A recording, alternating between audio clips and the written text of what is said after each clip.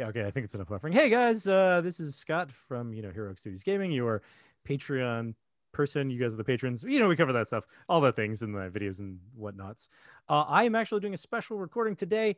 I'm here with Michael, who you may know, Mike from the writer of Stitch in Time supplement, who also ran it online for us during our Kickstarter.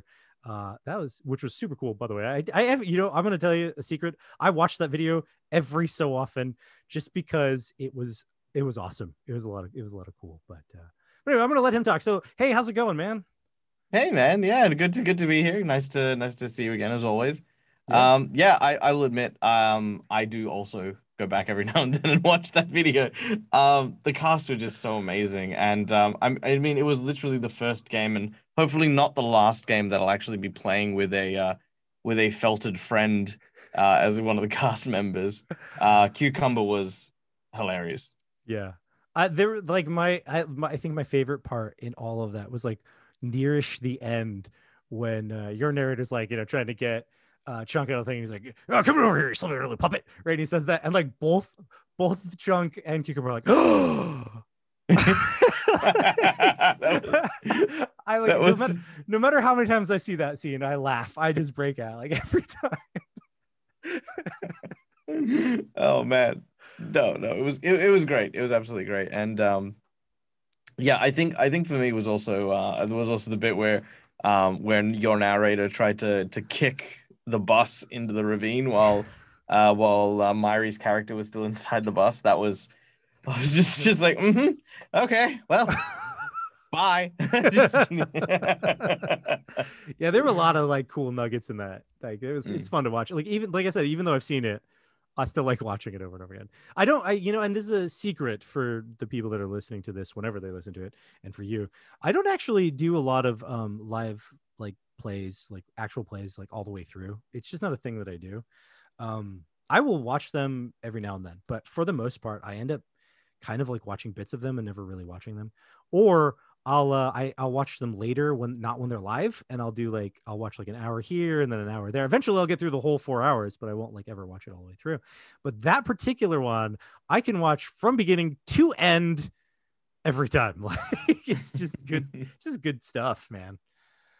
Oh, well, Especially I'm really glad. even in the center when you guys had your technical difficulty and you were all over the place. That was even that part was fun to watch. Yeah, no, I'm not unknown for my various technical difficulties and stuff. It's why I have a guy.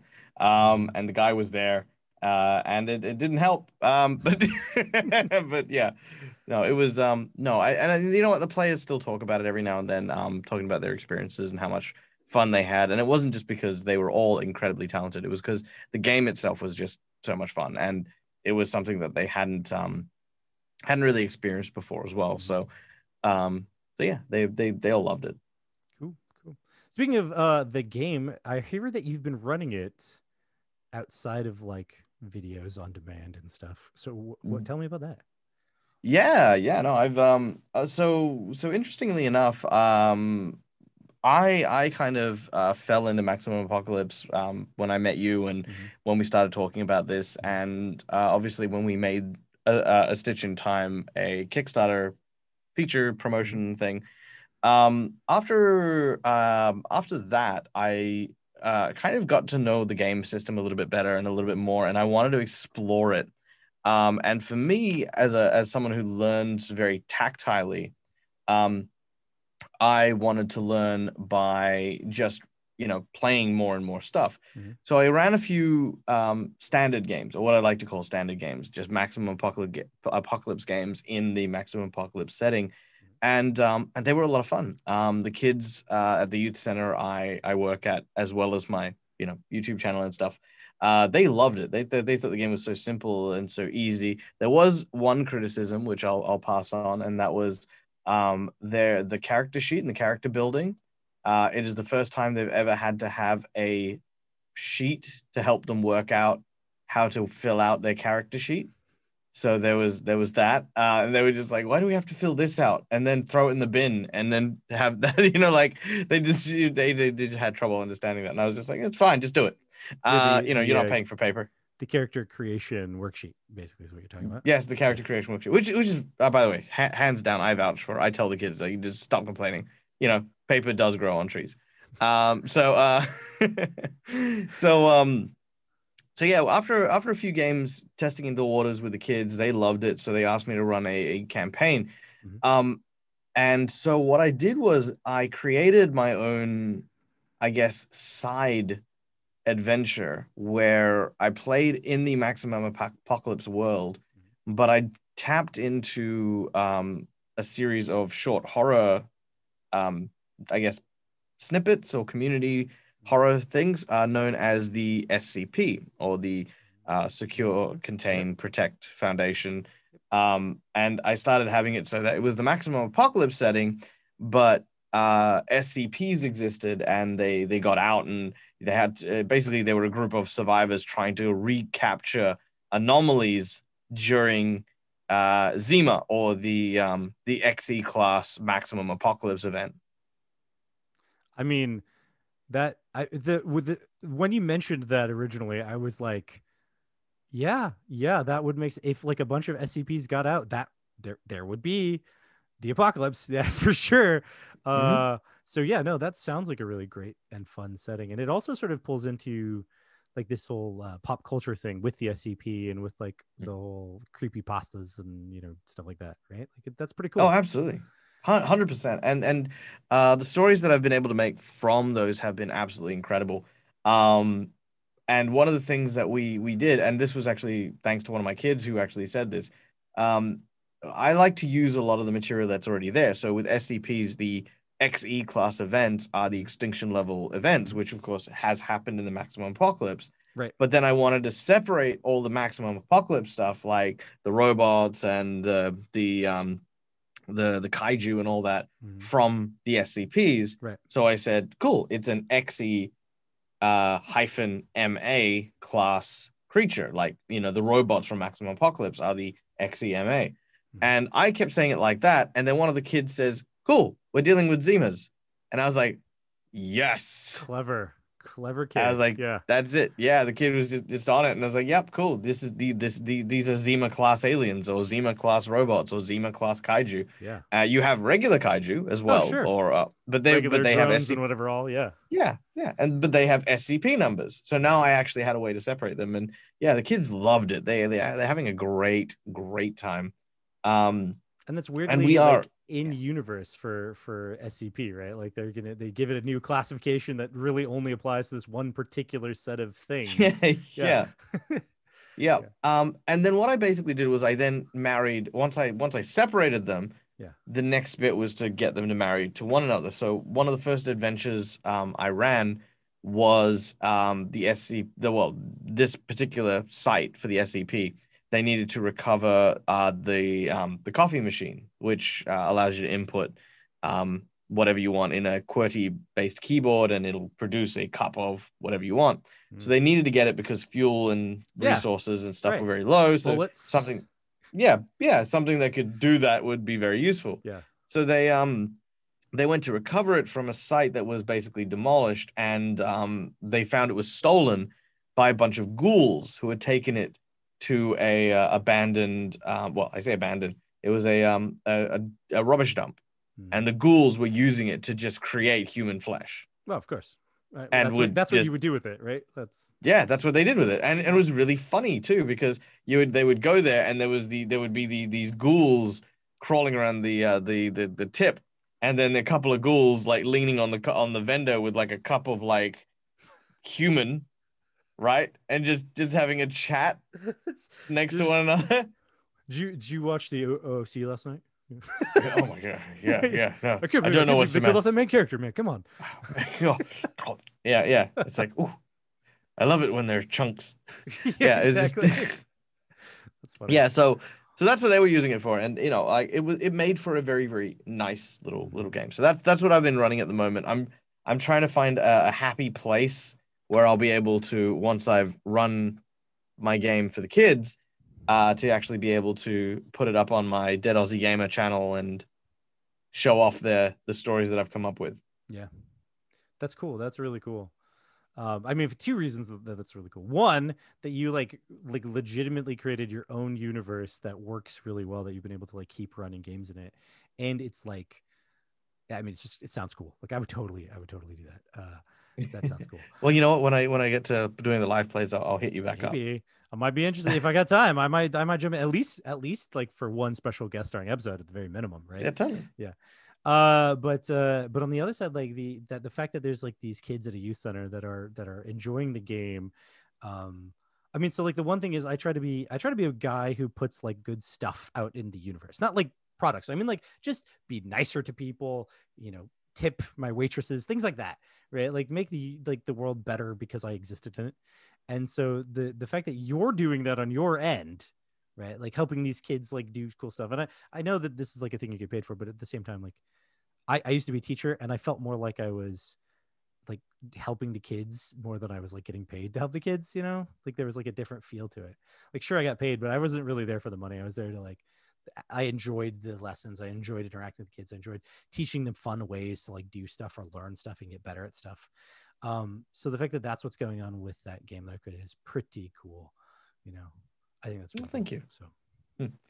yeah. Well, cool. The Maximum Apocalypse stuff that you're creating might be available for people to see at some point in the future, is what I'm hearing.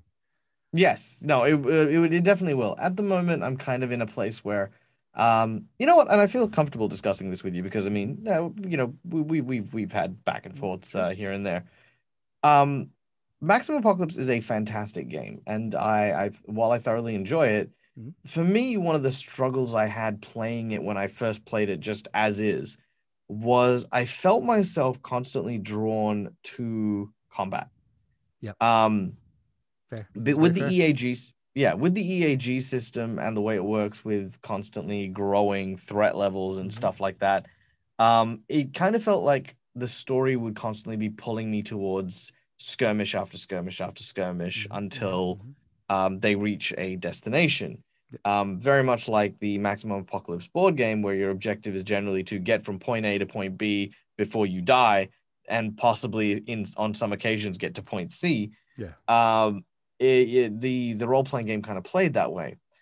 My particular style of role play has always been very character heavy. I Hmm. love Hmm. things like creating vibrant NPCs for people to interact with and engage with and talk to, which of course at the core level at the moment, um, it's an apocalypse. There aren't that Yeah. many people to talk to, Yeah. so This so it circle makes of it very friends that you have is that's pretty much it. Like, yeah. Yeah, exactly. So it becomes tricky for a GM like myself to find a place to be. That's why yeah. when I wrote a Stitch in Time, I created Elementos, Right. which was just hilarious. But Elementos is both a way to kind of crack through that Hmm. sense of desperation that I was building in that particular game with the alien hunters and the retreating from the surface for a time, and then they come across this huge Spanish biker or Mexican biker. That was Elementos.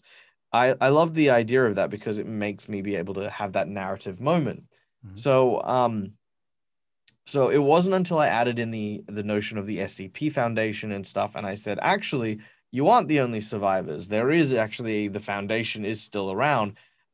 They're just very hard to find on the surface. So if you actually go to a site, you'll have lots of people to talk to. Yeah. You'll have like all the other Tons of them. survivors in Yeah. the colony. And I kind of took that from the Walking Dead, you know, Yeah. series Right. where you have the There's colonies. various different colonies. Yeah. Yeah, and then once you got onto the surface, however, the odds drop to almost zero. Like Hmm. you'd never find someone. I might have a person that they'll wander into if one of my players happens to die. Hmm. It's like, well, yeah, cool. You got picked up by a kaiju and dragged off. Fantastic, excellent. At the next gas station, you see a crazy lunatic. That crazy lunatic is your next character, and then they join the party. Right. You know, um, that's kind of how I play, how I play. You get a new character. It's just you're a survivor. It's clever. These people look like they're not going to kill you, and you've got something left. So yeah, Yeah. That's clever. No, I don't think it's an unfair assessment to say that like Maximum Apocalypse does drive toward the combat. I do feel that. And even when I was making it, I was like, I don't do lots of fighting games, but I actually, so the one problem is I actually like the combat in Maximum Apocalypse. I feel that it's really fun. And so I do have Oh, that. it's enjoyable. Absolutely. Yeah. But I do understand. I do completely follow. Like that's, I would say that that's pretty fair, that it does drive toward that. But because it's an apocalypse. And so like for me, that was like a lot of what it did. So I do think you're right. Fair. Mm. Well, Um, thank you. so But I that don't, being said, yeah. yeah, well, yeah. That being said, the combat stuff is a lot of fun. But when you look at sort of how do you drive a narrative? Yep, How you're do you right. take the Hmm. story and keep that good pacing going? Um, for me, it's all about the investment of the players Hmm. into what is happening around them. Hmm. Hmm. When you're playing in a maximum apocalypse game, you can't invest in the various adversaries of the apocalypse, right? You can't go to a robot and say, "Hey, Mr. Robot, listen, maybe we can come to some sort of agreement. How about you not incinerate me, and I'll give you this shiny can of beans," right? Like doesn't really work that way. So you don't really have that kind of engagement with the adversaries beyond um, annihilation. Yeah, right. The other games traditionally, like you might have something you might be able to do, but what that means is you have to encourage your players to engage in combat in a very different way. And this, I think, is just how I role play. I don't know if the game necessarily encourages you to do this, but this is what I'd encourage you to do if you wanted to kind of make the most of the combat system. Make sure that the enemies don't always have the advantage. Just because your EAG counts down doesn't necessarily mean that your players are on the back foot.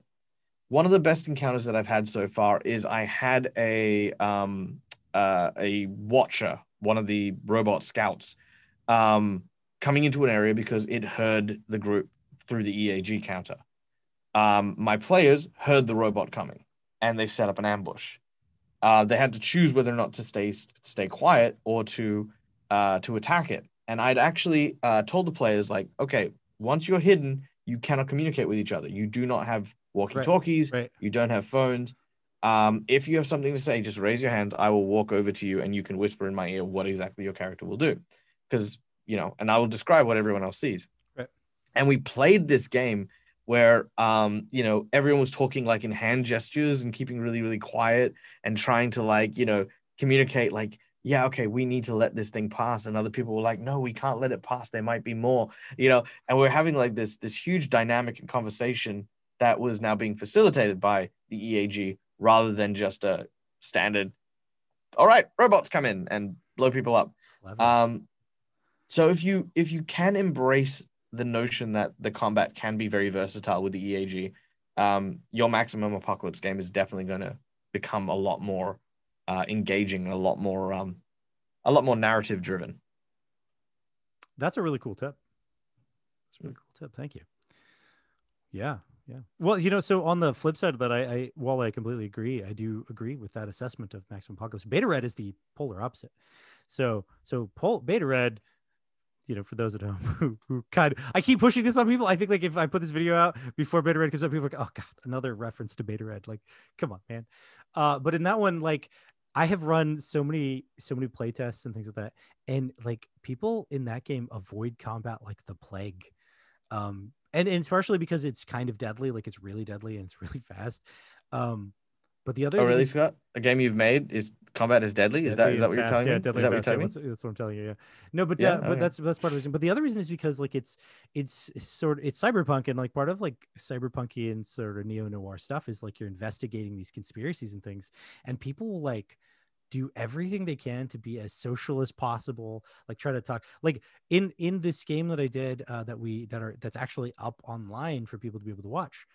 They every time they were like, we're gonna have to like do something combat related, like tackle this guy or like capture him, they were like, the one talking person was like, okay, wait, hold up, I'm gonna walk up to them and I'm gonna like distract them, I'm gonna like throw them completely off guard, I'm gonna like just jack them up so they can't really, they're like confused, they don't know what's going on, and then you can just tackle them from behind when they don't know. And so they kept doing that, and like the effect is that when they do this particular action that we're doing, the person loses 2 turns, right?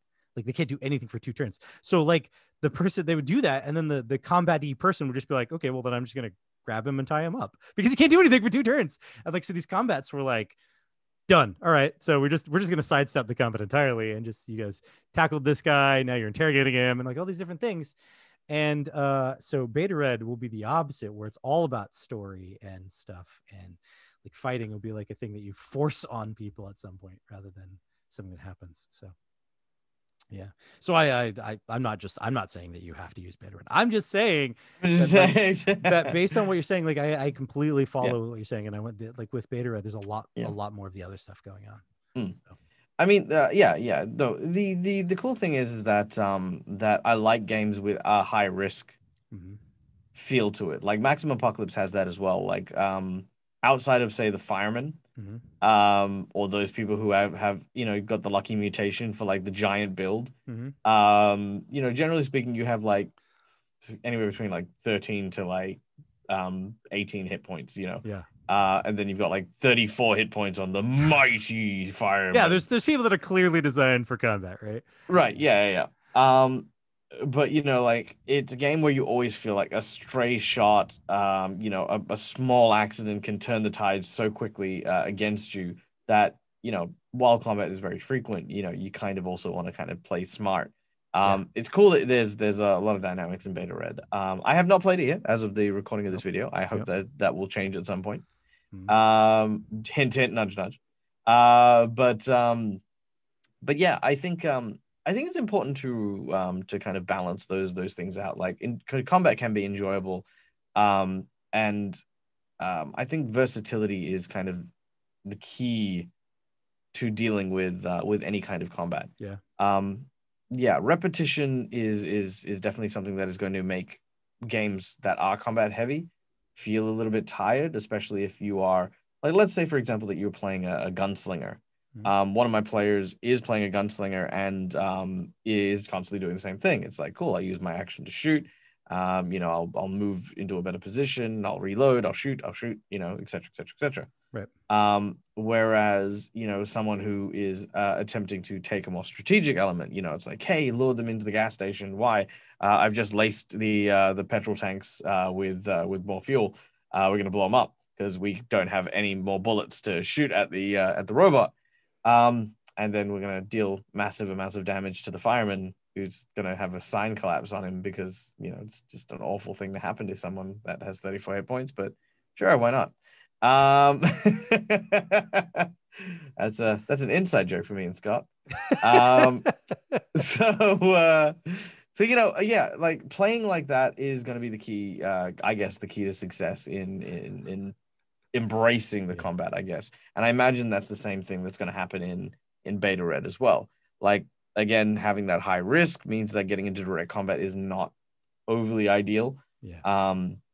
Having the ability to think on your feet and be able to, because you can actually interact with your adversaries in Beta Red, there's a lot more options that suddenly appear on the table, and I think a lot of people will start exploring that in that game.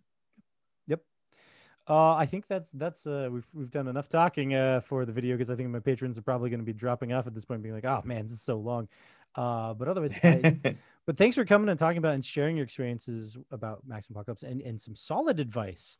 So any of the patrons that have watched this will like have some pretty cool ideas now in their back pocket to pull out on their Maximum Apocalypse campaign, because now I have an idea on some stuff that I can pull out when next I run Maximum Apocalypse. That's a genius idea, actually. I like it. Cool. So thank you for having me. Yeah, for sure. All right, so we'll just say goodbye. I usually just be like, okay, everybody, bye. So we'll just go ahead and just do that. So let's go ahead and say goodbye. Bye.